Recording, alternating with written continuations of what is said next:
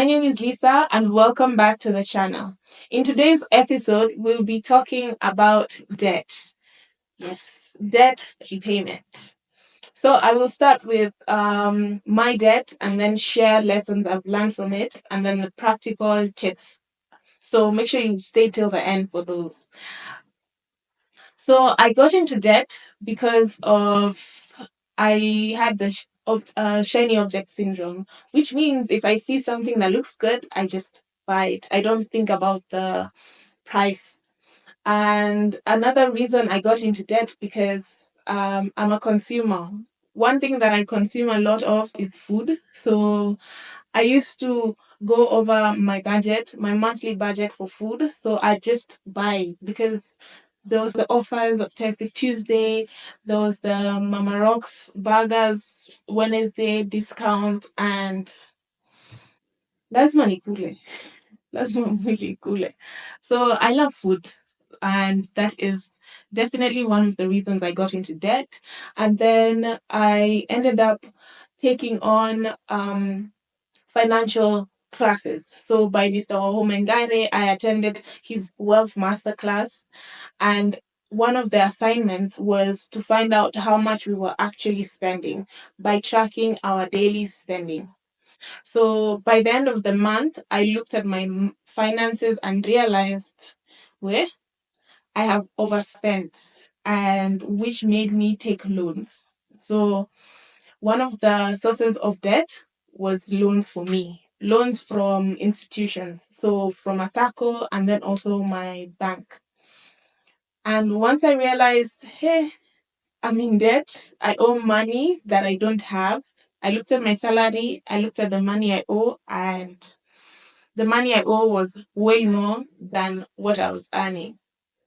So that is the first step you need to look at, which is first look at your numbers, look at the income you have and how much you owe. Do a monthly budget. So, what does the budget look like? A budget is basically how you want to spend your income. Every single month, I'd advise to write down every expense, everything that you spend your money on. Sometimes you may not really understand where your money goes. So the Wahome's step on daily spending can be of help to you. So that looks like you write down every single amount of money that you're spending in a day. It could be in a notebook, it could be on your phone, it could be in an Excel sheet.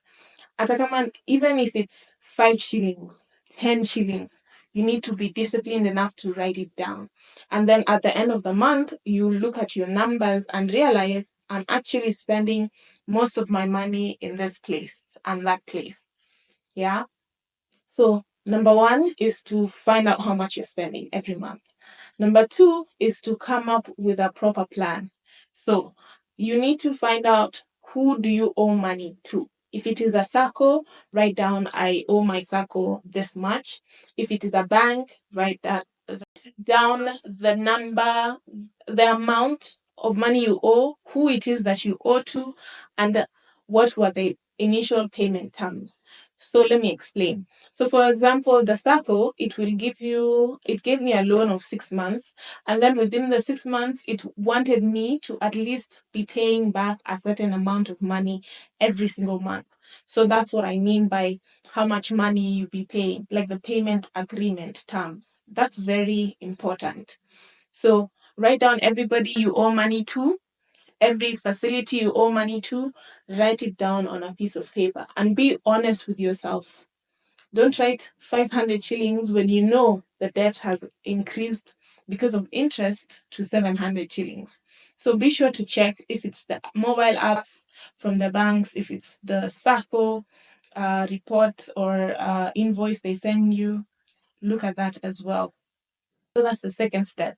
The third step is to make a plan based on your monthly income. How are you going to pay this debt? There's a couple of ways you can do it.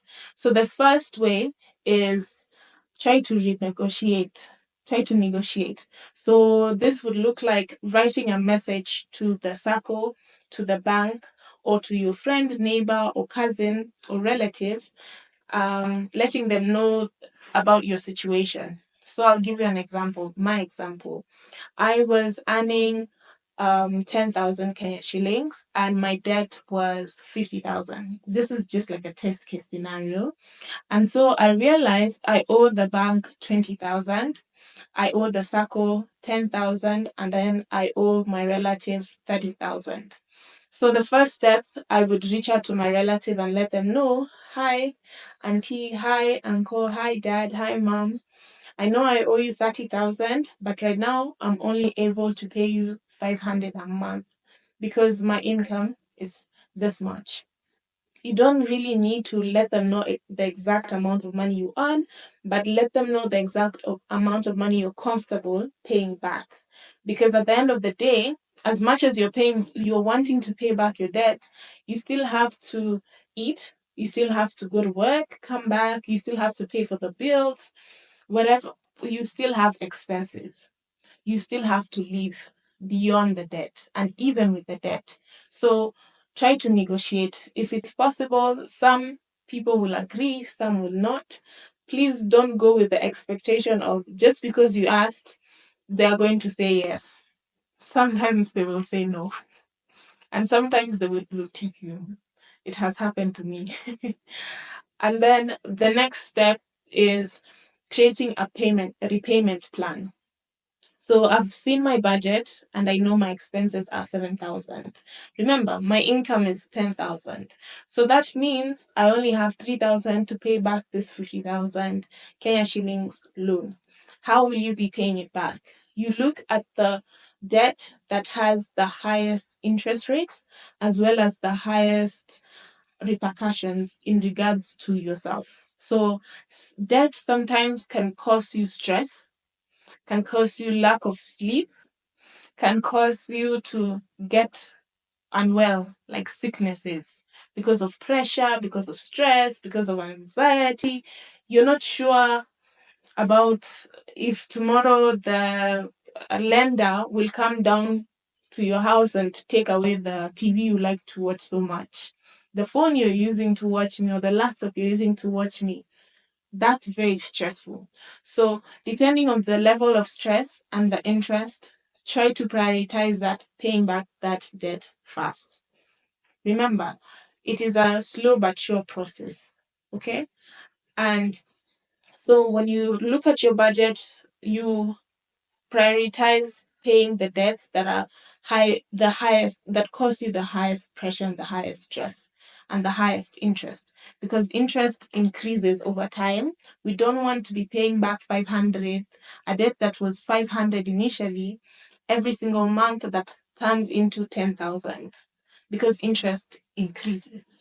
Okay, so once you are able to allocate the funds and start to pay back, the next step is to actually pay back the debt. So when you get your income the next month, pay it back. I know sometimes I'm a victim of this. I want to just pay back this debt, all of it at once, but that's not possible because there's expenses we still have. So prioritize paying back this debt, even though it means just 10 shillings a month, 20 shillings a month, a week. Pay back that debt as slowly but surely as you can. Because if you wait for a big amount of money like me, then when that big amount of money comes, it's going to come with its own expenses. Yes.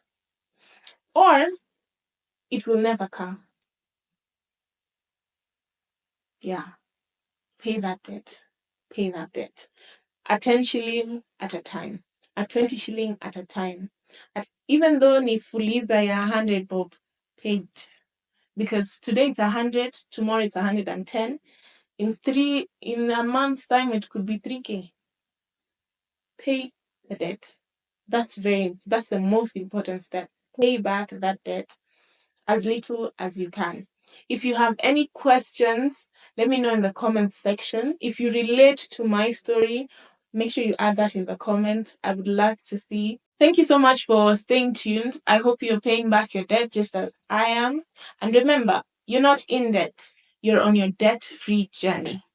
Make sure you like, subscribe, and share. Until next episode, bye bye.